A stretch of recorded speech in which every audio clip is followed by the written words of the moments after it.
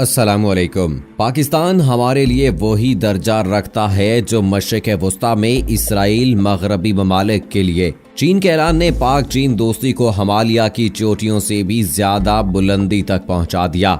इसमें तो कोई शक नहीं कि पाक चीन दोस्ती हिमालय से बुलंद, सहराओं से वसी, शहद से मीठी और समंदर से गहरी है। दोनों दोस्त एक दूसरे पर एतमाद करते हैं, मुश्किल वक्त में एक दूसरे के साथ खड़े होते हैं। मौसमी शिद्दत या बुलंद पहाड़ों की रुकावट से दोस्ती बढ़ती है, कम नहीं होती।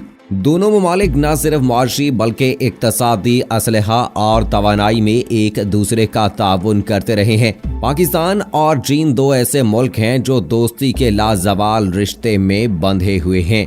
ये दोस्ती बरसों पर मुहित है जो वक्त गुजरने के साथ साथ मजबूत से मजबूत तर होती जा रही है। चीन ने हर मौके और हर मरहले पर पाकिस्तान के साथ अपनी दोस्ती को निभाया है। चीन ने सालिमाती बम बनाने में पाकिस्तान की दुनिया की तमाम मुखालफतों के बावजूद मदद की है। इसके अलावा चीन ने पाकिस्तान में टैंक साजी और तैयारा साजी में भरपूर मदद की, जिसकी वजह से पाकिस्तान की असलहा साजी की सनत ने बहुत तरक्की की। इसके अलावा चीन पाकिस्तान के मुख्तलिफ दिफाई मंसूबाजात में भरपूर मदद कर रहा है, जिसकी वजह से चीन और पाकिस्तान के ताल्लुकात में दिन दुगनी और रात चुगनी तरक्की हो रही है। चीन तवानाई और दीगर बहुत से मंसूबाजात में, जिनमें सैंडेक का मंसूबा, ग्वादर पोर्ट का मंसूबा, पाकिस्तान को रेलवे इंजन की फराहमी और दीगर बेशुमार ऐसे मंसूबाजात हैं जिनमें पाकिस्तान को चीन की भरपूर मदद हासिल है। पाक चीन ताल्लुकात को चीनी वजीर आजम ने यूं बयान किया है कि अगर चीन से प्यार करते हो तो पाकिस्तान से भी प्यार करो। पाकिस्तान चाइना इस दोस्ती का आगाज कैसे हुआ, किन उतार चढ़ाव के बाद ये दोस्ती इतनी मजबूत हो गई कि चीन पाकिस्तान के लिए हर मुल्क से लड़ने को तैयार हो गया। दोस्तों, पाकिस्तान 1947 में कायद-ए-आज़म की क़यादत में आज़ाद हुआ, जबकि चीन 1949 में माओ ज़ेतुंग की अजीम क़यादत और उनके लॉन्ग मार्च के सम्राट के नतीजे में आज़ाद हुआ। पाकिस्तान ने चीन की आज़ादी को तस्लीम किया। ये पाकिस्तान और चीन की दोस्ती का नुक्ता-ए आगाज़ था, या उसे इस तरह भी कहा जा सकता है कि ये पाकिस्तान और चीन की दोस्ती की इब्तदा थी। लेकिन उस वक्त पाकिस्तान चीन ताल्लुकात में सर्द मोहरी थी, क्योंकि 1950 में इंडिया और पाकिस्तान ने अवामी जमहूरिया चीन की कम्युनिस्ट हुकूमत को यके बाद दीगरे तस्लीम कर लिया था। मगर चीन मगरब नवाज जागीरदाराना तबके और नौकरशाही के चुंगल में फंसे पाकिस्तान के बजाय नेहरू के सोशलिस्ट गैर जानिबदार साम्राज्य मुखालिफ इंडिया से खुद को ज्यादा करीब समझता था। जून 1950 में जनूबी कोरिया पर कम्युनिस्ट शुमाली कोरिया के हमले के खिलाफ मुसल्लह बैनुल-अक़वामी एक्शन की, जो अमरीकी करारदाद अक़वाम मुत्तहिदा की सलामती कौंसिल ने एक वीटो पावर सोवियत यूनियन की गैर हाजिरी के नतीजे में मंजूर की। इसकी इंडिया और पाकिस्तान ने भी हमायत की। मगर नेहरू ने बाद-ए-अज़ां ये भी कहा कि चीन को ताइवान की जगह अक़वाम मुत्तहिदा का रुकन बनाना चाहिए, ताकि कोरिया की जंग का कोई माकूल हल निकलने में मदद मिल सके। चीन शुमाली कोरिया की जानिब से जंग में शरीक था। नेहरू की इस तजवीज़ का अमेरिका ने तो खैर बुरा मनाया ही था, साथ ही साथ पाकिस्तान के रोजनामा डॉन ने भी अपने इतारिये में इस तजवीज़ को बेवक्त की रागनी करार दिया। लियाकत अली खान हुकूमत ने अगरचे कोरिया में फौज भेजने से तो पाक इंडिया कशीदगी का उज़र पेश करके माजरत कर ली, मगर इत्तेहादी फौजों के लिए 5000 टन गंदम की मदद भेजने की पेशकश जरूर की। हालांकि पाकिस्तान खुद ग़िज़ाई किल्लत का शिकार था। ताहम जंगे कोरिया से पाकिस्तान की पटसन की सनत को खासा फायदा हुआ और कीमती ज़र्रे मुबादला हासिल हुआ। मई 1951 में अमेरिका ने शुमाली कोरिया के इत्तेहादी चीन के खिलाफ जनरल असम्बली में करारदाद पेश की, जिसमें मुतालबा किया गया कि चीन को ऐसी अशिया की बरामदाद रोकी जाएं जिनका फौजी इस्तेमाल हो सकता है।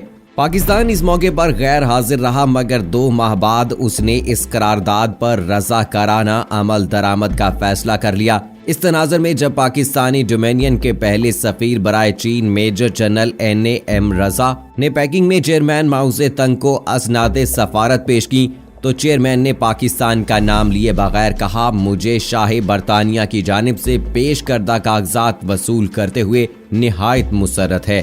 ब्रिटिश इंडिया और तिब्बत के दरमियान खिंची सरहदी लकीर मैकमोहन लाइन की बाबत चीन कभी भी मुतमईन नहीं था। ये सरहदी तनाज़ा ब्रिटिश इंडिया से इंडिया के साथ साथ पाकिस्तान को भी मुंतकिल हुआ, क्योंकि चीन लद्दाख से हुंजा तक की पट्टी को अपना हल्का असर समझता था। 1953 में चीन की जानिब से मुतअद्दिद बार हुंजा से मिलने वाली सरहद की खिलाफ वर्जी की गई। चुनाचे पाकिस्तानी फौज के सरबराह जनरल अयूब खान ने खबरदार किया कि चीनी दखल अंदाजी जारी रही तो इसका डट कर मुकाबला किया जाएगा। जुलाई 1953 में कोरिया में आर्जी जंगबंदी हो गई। पाकिस्तान को ग़िज़ाई किल्लत पर काबू पाने के लिए अमरीकी गंदम की फराहमी शुरू हो गई। 1954 में पाकिस्तान सीटो और अगले बरस सेंटो के मगरबी इत्तेहाद में शामिल हो गया ताकि कम्युनिस्ट पेशकदमी रोकी जा सके। पाकिस्तान को अमरीकी असलहे की फराहमी शुरू हो गई, जिसकी मदद से 4 नए फौजी डिवीजन वजूद में आए और फिजाइया और बहरिया की भी जदीद कारी का आगाज हुआ।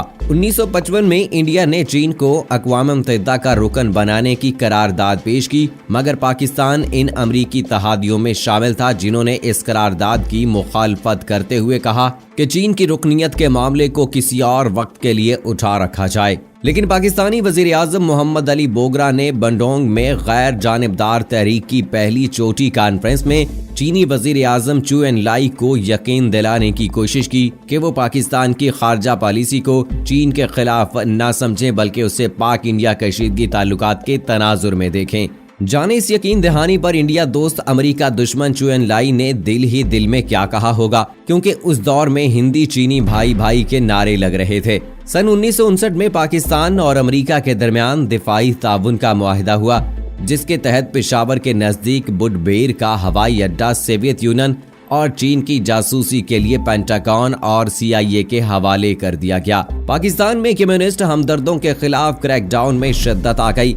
दूसरी जानिब सोवियत यूनियन और चीन में नजरियाती कशीदगी रफ्ता रफ्ता खुलकर सामने आ गई। इंडिया और चीन का भी एक दूसरे से दिल मैला होना शुरू हो गया, क्योंकि चीन ने इंडिया को बताए बगैर शिनजियांग को तिब्बत से मिलाने वाली 750 मील तवील वेस्टर्न मिलिट्री रोड मुकम्मल कर ली। इंडिया ने कहा कि इस रोड के 112 मील ऐसे इलाके से गुजारते हैं जिसे वो अपना हिस्सा समझता है। दिसंबर 1959 में अयूब हुकूमत को चीन की जानिब से सरहदी नक्शे मौसूल हुए, जिनमें हुंजा के दर्रे शमशाल तक का इलाका चीन में दिखाया गया था। अक्टूबर में इंडिया और चीन के माबैन पहली सरहदी झड़प हुई। अयूब खान ने इंडिया को शुमाल की जानिब से बहरे हिंद के गर्म पानियों को लाहक खतरे से निमटने के लिए मुश्तरका दिफा के मुआहदे की पेशकश की, जो इंडिया ने मुस्तरद कर दी। इंडिया चीन ताल्लुकात उस वक्त और बिगड़ गए जब नेहरू ने तिब्बत की रूहानी पेशवा दलाई लामा समेत हजारों तिब्बती पनाह गुज़ीनों को न सिर्फ अपने यहाँ रखने का ऐलान किया, बल्कि दलाई लामा को तिब्बत की जिला वतन हुकूमत कायम करने की भी इजाजत दे दी।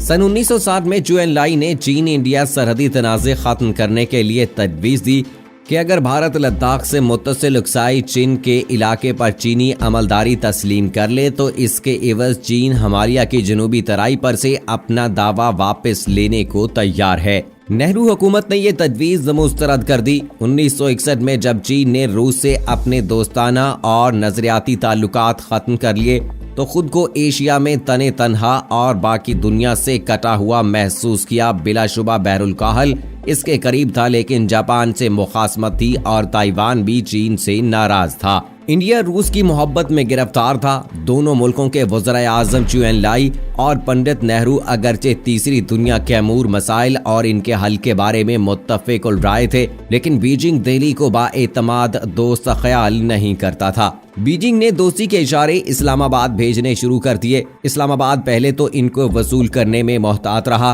फिर चीन से मुसाफा करने का फैसला किया गया। इस फैसले पर यकीन की मोहर तब लगी जब चाइना भारत की बढ़ती हुई जारहियत के नतीजे में चीन ने 1962 में इंडिया को 2 सरहदी इलाकों में बुरी तरह पीट डाला। इंडिया की चीखों पुकार सुनकर अमेरिका और सोवियत यूनियन दौड़े दौड़े आए। पाकिस्तान पहले तो अमेरिकी रवैये पर शशतर रहा और फिर चीन के साथ ताल्लुकात मामूल पर लाने का तारीखी फैसला कर लिया। उस वक्त चीन आलमी बरादरी से कटा हुआ था, लेकिन पाकिस्तान ने इस मौके पर चीन का भरपूर साथ दिया, जिसकी वजह से चीन की नज़र में पाकिस्तान का वकार बुलंद हुआ और पाकिस्तान और चीन के ताल्लुकात में ज्यादा बेहतरी की तरफ गामजन होना शुरू हो गए। पाकिस्तान और चीन दोस्ती के मजबूत रिश्ते में बंधना शुरू हो गए।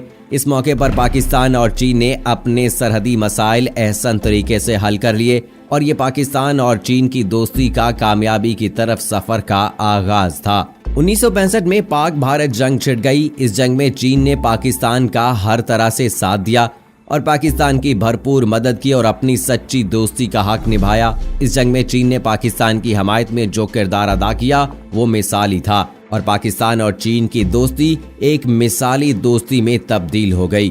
1971 में भारत और पाकिस्तान की तारीखी जंग छिड़ गई। इस जंग में भारत ने मशरकी पाकिस्तान में बंगाली जुबान बोलने वालों का साथ दिया जो पाकिस्तान से आजाद होना चाहते थे, क्योंकि लाज़ानी तौर पर शेख मुजीबुर रहमान की क़यादत में अलग ममलकत की कोशिश शुरू कर चुके थे। इसके नतीजे में दुनिया में एक नया मुल्क बांग्लादेश की सूरत में वजूद में आया। इस नाजुक और मुश्किल मरहले पर चीन ने एक बार फिर अपनी दोस्ती का हक निभाया और पाकिस्तान की भरपूर मदद की, जिसकी वजह से पाकिस्तान और चीन एक दूसरे के और करीब आ गए। अब ये सूरत है कि शुमाल के जिस खतरे से अयूब खान इंडिया से मिलकर निमटना चाह रहे थे, वही खतरा दोस्ती में ढलकर गवादर के गर्म पानियों तक खुशी खुशी पहुंच चुका है। जब अमरीकियों ने चीनियों से शिकवा किया कि इनकी गैर मशरूत हमायत के सबब पाकिस्तान इतना बिगड़ गया है कि किसी की नहीं सुनता, तो पीपल्स लिबरेशन आर्मी के जनरल जेंग क्वांग काई ने कहा पाकिस्तान चीन का इसराइल है। तो दोस्तों, वीडियो के आखिर में अल्लाह ताला से दुआ करते हैं कि अल्लाह ताला पाकिस्तान और चाइना की इस दोस्ती को इसी तरह से सलामत रखे। आमीन सुम्मा आमीन।